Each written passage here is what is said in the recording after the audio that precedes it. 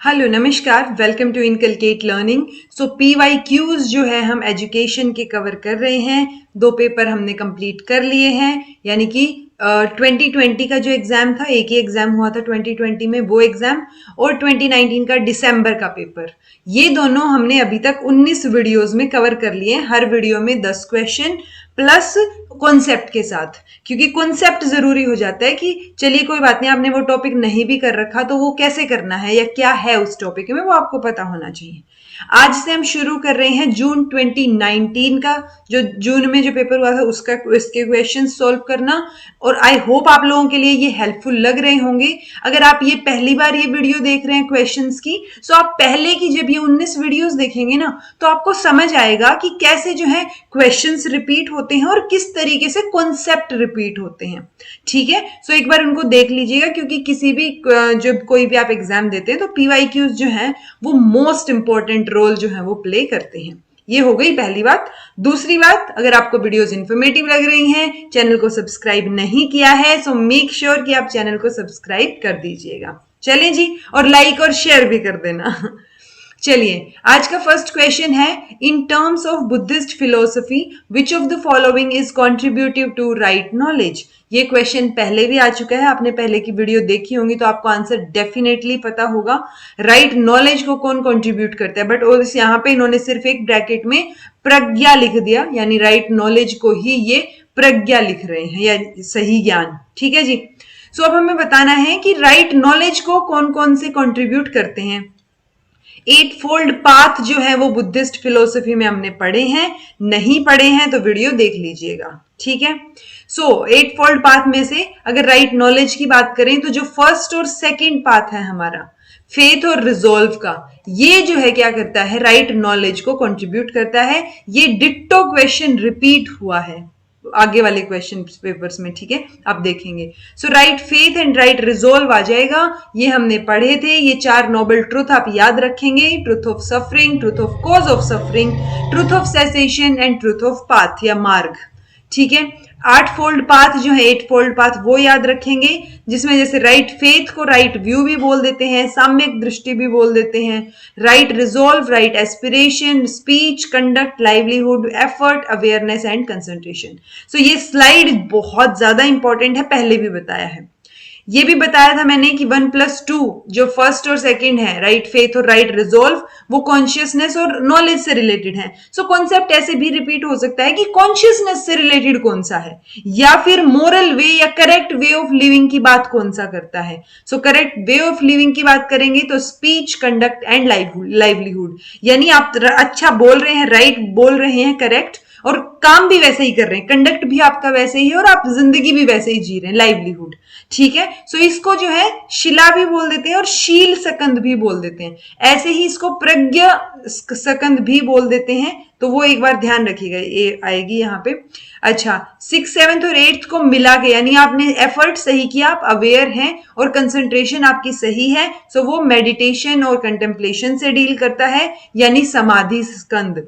तो ये प्रज्ञा सकंद, शील सकंद और समाधि स्कंद जो है वो वैल्यू एडिशन हो गया आपका, कि मैंने कुछ ना कुछ एक्स्ट्रा जो है आपको यहाँ पे बता दिया है। नेक्स्ट क्वेश्चन है, एट सेमेस्टर एंड, सेमेस्टर के एंड में a teacher wants to assess the learning outcomes of his and her learning, या किसी की भी लर्निंग को, which of the following test formats will be considered appropriate in this regard.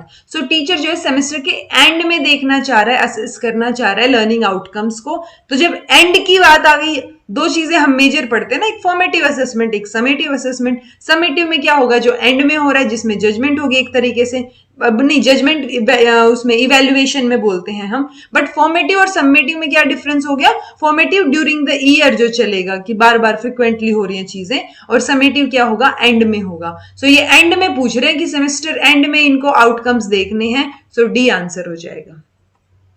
Which one of the following explains the meaning of digital culture? अब देखिए, इस तरीके के क्वेश्चंस तो आपको थोड़ा सा कॉमन सेंस लगानी पड़ेगी ना।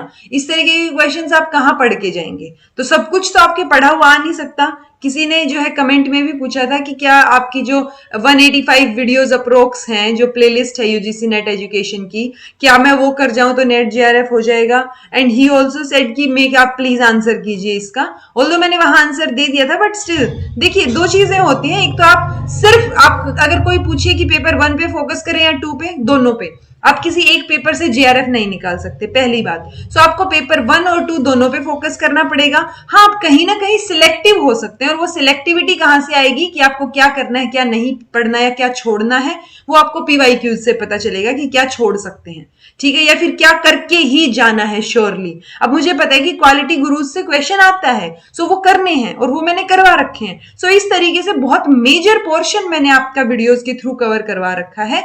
सो मैं ये नहीं बोल रही कि, क्योंकि क्वेश्चन तो आप सोल्व करके आएंगे ना, मैंने अपनी साइड से करवा रखा है। अगर आपने वो ठीक से नहीं किया या आपने कुछ मिस इंटरप्रेट किया, आप क्वेश्चन गलत लगा के आए, सो वो तो उसके टाइम पे मैं कैसे बोल दूं श्योरिटी से कि नेट जेआरएफ हो जाएगा, राइट? आप पढ़ के जाएंगे तो डेफिनेटली हो जाएगा, ठीक है। सो मेजर पोर्शन मैंने कवर करवा रखा है। वो ये वीडियोस अगर आप देखेंगे, प्लस पीवाईक्यूज की वीडियोस अगर आप देखेंगे विद कॉन्सेप्ट जो है, ठीक है, और पेपर 1 का भी मैंने रिसर्च एप्टीट्यूड या कुछ एक पोर्शन कवर करवा रखा है। सो इतना सब करने के बाद आप नजदीक, बहुत नजदीक पहुंच जाएंगे, ठीक है। सो मैंने मेजर पोर्शन करवा रखा है, वो आपके लिए डेफिनेटली हेल्पफुल रहेगा कि आपने अब तक कुछ नहीं पढ़ा है तो आप इतना तो करके जाइए, आपको एक राइट डायरेक्शन जो है वो यहां से मिल जाएगी। तो चलिए डिजिटल कल्चर का बता दीजिए। The way computer and mobile are used, तो कंप्यूटर और मोबाइल का जो यूज बढ़ रहा है, क्या उसको डिजिटल कल्चर बोल रहे हैं। The way people live, work, play, learn with ICT, यानी जीते भी उसी के साथ हैं, काम भी उसी के साथ कर रहे हैं, खेल रहे हैं, सीख रहे हैं, सारे काम जो लोगों के हो रहे हैं वो किससे हो रहे हैं? इंफॉर्मेशन एंड कम्युनिकेशन टेक्नोलॉजी का यूज करके हो रहे हैं। The way people interact with smart technology, या the way students learn from technology. तो देखिए ये जो 3 ऑप्शंस हैं, ये सारे के सारे भी सही हैं देखा जाए तो, बट इसमें सारे के सारे आ गए, यानी बी जो ऑप्शन है हमारा, उसमें हम सारी चीजें इंक्लूड कर रहे हैं कि हम सारा काम ही आईसीटी की हेल्प से कर रहे हैं, उसको यूज करके कर रहे हैं, तो वो डिजिटल कल्चर हो गया। इसमें ऑब्वियसली मोबाइल का यूज तो आ ही गया, तो ऑप्शन ए इंक्लूड हो गया। इंटरेक्शन आ गई उनके साथ, तो आप लाइव जी रहे हैं, उनके साथ खेल रहे हैं, जो है काम कर रहे हैं, तो वो इंटरेक्शन के थ्रू ही हो रहा है ना। और मेजर फॉर्म क्या है कि आप सीख रहे हैं, उससे वो सीखने, ये लर्निंग का ऑप्शन भी यहां पे दे दिया। सो बी जो है वो सही आंसर हो जाएगा। In a research study the effect of 3 independent variables, तो हमें 3 इंडिपेंडेंट वेरिएबल्स का इफेक्ट देखना है। Gender, socio economic status of family and locus of control on scholastic performance in social studies. तो इन 3 के बेसिस, तीन को हमें क्या करना है? 3 इंडिपेंडेंट वेरिएबल, इनका इफेक्ट देखना है। So the dependent variable was measured using an interval scale. Interval scale use करके हमने चीजों को कलेक्ट किया, ये स्केल यूज किया। Which of the following statistical techniques will be considered appropriate for this data? तो जब दो के बीच में 2 इंडिपेंडेंट वेरिएबल्स की हम बात करते हैं और हमें उनको बाद में कंपेयर करना है, तो हम टी टेस्ट की बात करते हैं। और जब हम 3 की बात करते हैं, यानी 2 से ज्यादा जितने भी होंगे, तो उन 3 की बात में क्या आ जाएगा? एफ टेस्ट आ जाएगा, जहां पे हम, जिसको हम अनोवा भी बोलते हैं, ठीक है। सो वो अनोवा वाला पोर्शन है ये, तो ए जो है वो सही आंसर हो जाएगा। Who defined democracy? डेमोक्रेसी को कैसे डिफाइन किया? A form of government of the people, for the people and by the people. तो ये लाइन हमने सुनी तो बहुत है, पर ये लाइन दी किसने है, ये किसने बोली है? ठीक है, Mahatma Gandhi, Abraham Lincoln, John F Kennedy, और या फिर जॉर्ज वाशिंगटन। सो आंसर जो है वो अब्राहम लिंकन हो जाएगा। अब्राहम लिंकन ने ये बात बोली थी, that democracy is a rule of people, for the people, by the people.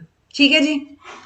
Which among the following areas as listed below आएगा, gets high weightage in an NAAC rating of educational institution? So NAAC मैंने आपको बताया था, accreditation की एक video बनाई थी मैंने, वो भी आप देख लीजिएगा। सो वो कहाँ, मतलब किस चीज को ज्यादा वेटेज देती है? सो करिकुलम को, रिसर्च को, टीचिंग को, इनोवेशन को। सो देखिए इनको सबको ही मिलेगी एक तरीके से, लेकिन ज्यादा वेटेज किसको मिलेगी? तो वो ज्यादा जो है वो करिकुलम को मिलेगी। ए आंसर होगा। लेकिन नेक के बारे में जो चीज पता होनी चाहिए एक्स्ट्रा, वो है कि 7 क्राइटेरिया के बेसिस पे, यानी 7 डायमेंशन हैं जिनके बेसिस पे ये जज करेंगे और 7 को ये वेटेज देंगे।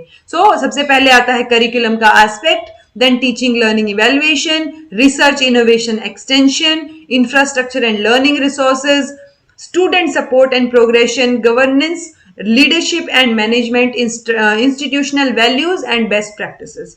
तो ये 7 जो है आप थोड़ा सा आइडिया रखेंगे इनका। ऑब्वियसली अगर हमारे ऑप्शन में कुछ आ जाए तो हम ज्यादा वेटेज फिर ऊपर वाले ऑप्शन को देंगे कि हाँ करिकुलम को दी जा रही है, तो सबको सेम दी जा रही है, बट इन्होंने आंसर में क्या किया था, अलग अलग कर दिया। यानी टीचिंग लर्निंग वो कंप्लीट नहीं यूज किया, रिसर्च और इनोवेशन को इन्होंने अलग अलग कर दिया। सो आंसर जो है वो क्या रहेगा, हमारा करिकुलम हो जाएगा जी। तो match the two sets, models दे रखे हैं, उनकी एक्सप्लेनेशन दे रखी है। ADDIE, assure, D can carry, ये तीनों के तीनों मॉडल्स मैंने करवा रखे हैं। इन्हीं में सिलेबस में और भी है, इसी को मैं स्टैटिक पोर्शन बोलती हूँ कि ये मॉडल्स तो करके जाने चाहिए ना, चेंज नहीं हो सकते, पहली बात। दूसरी बात, अगर आपको आते हैं तो ये आप बता पाएंगे, वरना नहीं बता पाएंगे। सो ये पोर्शन ज्यादा जरूरी हो जाता है। कॉन्सेप्चुअल तो आपको अपनी बेसिस पे, जो आपने पढ़ा है अब तक, एक्सपीरियंस आपका, उस बेसिस पे सोल्व करके आना पड़ेगा। सो ADDIE इनका अगर हम, और गाइने भी बोल देते हैं इसको, तो इनकी इंस्ट्रक्शनल थियरी जो है कि इन्होंने 9 लर्निंग इवेंट्स और वो सारी चीजें दी हैं, सो वो आपको पता होनी चाहिए। अगर हम देखें so it starts with instructional goal के साथ शुरू होता है, समेटिव इवेल्युएशन पे एंड हो जाता है, तो ये डी कैन कैरी है। ठीक है। Catering for the specific need of every learner rather than using general resources, a process that offers step by step framework to assess training and educational material। अगर mental events पे, learning outcomes पे focus हो तो ये गायने आ जाएगा, यानी सी का फोर्थ।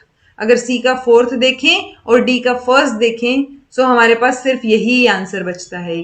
ठीक है। सो अश्योर और ADDI का क्या हो जाएगा, ADDI मतलब ये सब प्रोसेस वाला ऑप्शन हो जाएगा ऑटोमेटिकली, जो हमने देख ही लिया इसमें, और ये सेकंड हो जाएगा। ठीक है। तो 7th का बी आंसर हो जाएगा। तो मेक श्योर आप ये मॉडल्स जो है वो करके जाएं। Who among the following thinkers propagated the idea of education of the most talented? यानी idea of most talented मतलब जो गिफ्टेड बच्चे हैं उनकी एजुकेशन के बारे में ये आइडिया किसने बात की, इसके बारे में किसने बात की थी?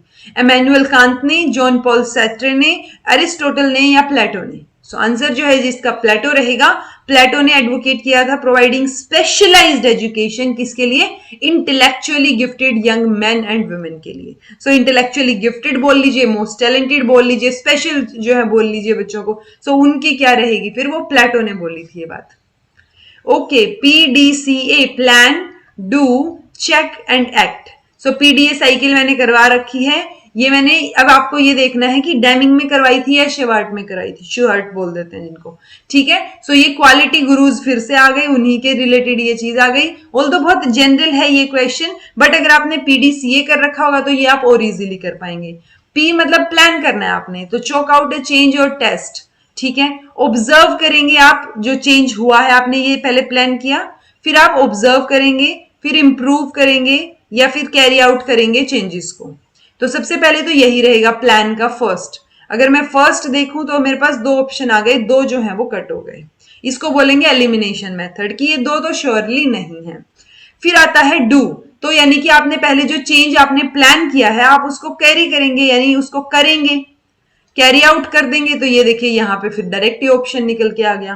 कैरी आउट करने के बाद आप उसको ऑब्जर्व करेंगे एंड देन आप उसको इंप्रूव करेंगे। ठीक है। सो बी जो है वो हमारा सही आंसर हो जाएगा। ये बी आंसर हो गया। और दूसरी जो चीज है वो है डेमिंग साइकिल और शेवार्ट की साइकिल। डेमिंग साइकिल ये PDCA की ही क्या थी, मॉडिफिकेशन थी, जहां पे वो PDSA बोलते हैं, और डेमिंग ने ही जो है इस साइकिल को क्या किया, पॉपुलराइज किया। सो डेमिंग और शेवार्ट जो है, जो क्वालिटी गुरुज हैं, देख लीजिएगा। Which of the following factors affect curriculum change? इस तरीके का क्वेश्चन भी कई बार आया हुआ है। तो अब यहां पे आपको क्या देखना पड़ेगा, क्वेश्चन की जो आंसर है उनके बेसिस पे आपको जज करना पड़ेगा। Socio cultural context, political concerns, national priorities, religious affiliation, या फिर स्टेक होल्डर की नीड्स एंड एस्पिरेशन। सो देखिए, अगर हम करिकुलम चेंज कर रहे हैं तो सबसे बड़ा फैक्टर तो ये है कि जो जो स्टेक होल्डर्स हैं, चाहे बच्चे हैं, पेरेंट्स हैं, उनका क्या होना चाहिए, उनकी नीड्स और एस्पिरेशन, बच्चों की नीड्स, और वो क्या एस्पायर करते हैं कि क्या चीजें होनी चाहिए। सो ये तो श्योरली आएगा। ठीक है, सबसे पहली बात। उसके बाद की चीजें हम देखें तो देखिए यहाँ 3 ऑप्शन हैं। इन 3 में से अगर मैं ई देखूं तो ई तो एक में ही है। सो वो बाय डिफॉल्ट ये आ गया कि ई तो श्योरली, वो तो गलत हो ही नहीं सकता। ठीक है, सो आंसर तो ये हो गया। अगर वैसे देखें तो सोशियो कल्चरल कॉन्टेक्स्ट उसके बाद और नेशनल प्रायोरिटीज। सो आपको इन सब में भी प्रायोरिटी डिसाइड करनी पड़ेगी कि कौन सा तो इंपॉर्टेंट है और कौन सा जो है वो छोड़ा जा सकता है। तो स्टेक होल्डर की नीड और एस्पिरेशन सबसे ज्यादा जरूरी है, आंसर बी हो जाएगा। सो ये थे आज के 10 क्वेश्चंस। अगर आपको कुछ समझ नहीं आया है तो कमेंट बॉक्स में कमेंट करके पूछ लीजिएगा। इनकलकेट लर्निंग को सब्सक्राइब कर दीजिएगा, इस वीडियो को लाइक कर दीजिएगा। समझ आ गया है तो कमेंट कर दीजिएगा, नहीं आया है तो भी कमेंट करके पूछ लीजिएगा। This was all about today. Thank you so much for watching. Be happy and keep smiling.